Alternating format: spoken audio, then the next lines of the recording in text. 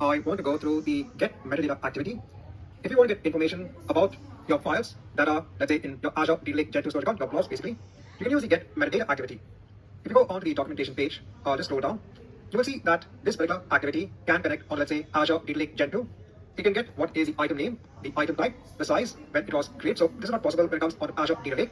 But see, in a sense, what this activity can do is it can get information about the file that is being stored, information about the blob. You are getting metadata information about the blob itself. Just to go through a very simple example, let's iterate through or get the information about both of these blobs that are in the customer folder in my CSV container. Let's go onto the author section. Let's create a new pipeline. So metadata, and I want to go onto the general section again. Put the get metadata activity here. So get metadata about blobs. We need to go onto our data set. If I go onto, let's say, customer CSV, one of our existing data sets, I'll click on the open button. We're going onto our CSV container and our customer folder. I'll just remove this and just have it at the level of the customer folder. In the metadata activity, in terms of the field list, I can click on the new button. In terms of the argument, you can get now information about, let's say, your child items within the folder. You can check if an item exists. You can get the item name, the item type, etc. So I will choose the child items here.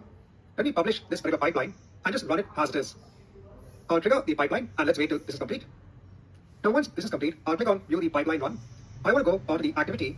I want to click on the output, and in the output you will see in terms of the child items. So it is returning basically a JSON output. We have child items. This is an array, and in the array we have the names of the files. We are now able to get information about the blobs in our folder, in our container, via the use of the get metadata activity.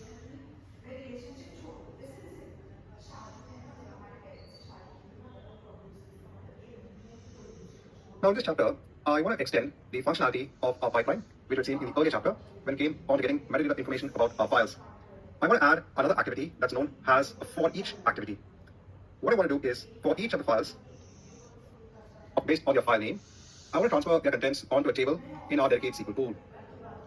I want to transfer the contents onto our dimension customer table. Currently, I don't have any information in this particular table. I'm going to pick up the information from some CSV files. So what I've done is, I create a folder in my CSV container. I have again customer01.csv, customer02.csv. But these files actually contain information. So if I go on to the edit section, it only contains the information that needs to go into my dimension customer table. What I've done is, for my existing dimension customer table, I use Azure Data Factory to actually extract all the contents and put it as CSV. So I have one file that has contents till 468, and then the customer02.csv has the next records. So I split up the records which we would normally have in our dimension customer table as two CSV-based files. So now I want to extract the information from both of these files and then transfer them onto the dimension customer table in my dedicated SQL pool. So let's go through this to better understand what I am trying to achieve. First of all, in get metadata, let me click on open, or better yet, let me go and create a new data set. I'll choose Azure Data Lake Gen 2, choose delimited, here on continue. So I'll say dim customer CSV, and also name this as metadata because we are going to be creating two data sets to our link service. I will browse for the dimension customer folder. So this activity should now has child items, the names of the individual files in a particular folder. My next step is to go on to iteration and conditionals. There's something known as a for each activity. I can now connect both of these activities together. What I want to say is, for each file, get their file name, and then I want to execute an activity. If I go on the settings of just the for each file activity, it's asking us for which items do you want to execute the activity. You are saying that you want to execute this for each activity. So for each what? What items? We need to add a dynamic expression here. In dynamic expressions, you'll automatically see the activity outputs of the previous activity. Here it is giving us what we can add as an expression of the prior activity, of getting the information from get metadata. So what I choose is getting the activity output, and I want to get the child items. Remember that in the output of get metadata, you're getting the child items as an array. And in the child items, you are getting the names of the individual files. I'll click on OK. I'll now click on this plus button to add an activity within the for each activity. I'll choose copy data. I'll click on the copy data activity.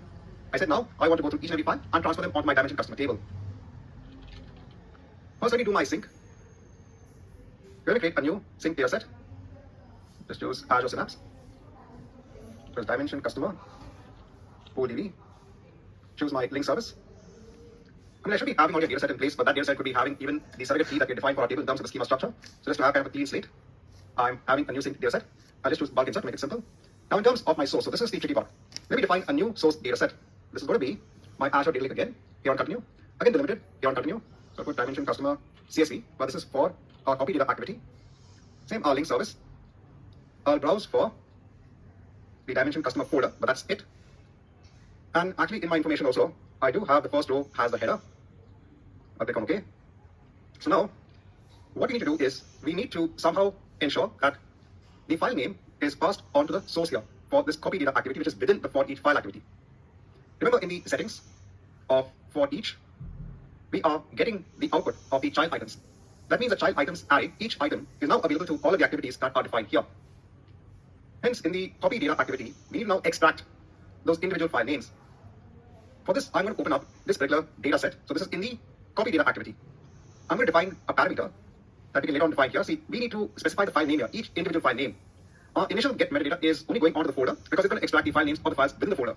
But now for each copy data activity that we have, we need to specify the file name because we need to extract the contents of each file and then put them in the table in the dedicate SQL pool.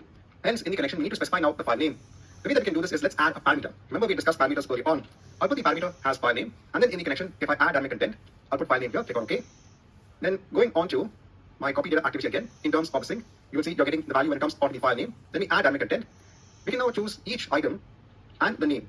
Okay, let me just click on OK. I'll just validate everything to make sure that it's fine. Okay, it's fine. And we click on publish all to make sure that the publish is also done. So again, for those who could be confused as to what we mean by item.name, I told you that for the for each activity, we had passed in like the previous activity dot output dot child items. And then within child items, when you look at the output in the previous video, it was coming as an array, and each file, right, had the key of name and what is the value of the file. So this is now each individual item. What I'm telling here is, so for each activity, for each file, we are going to execute the copy data activity. For each copy data activity, the file name is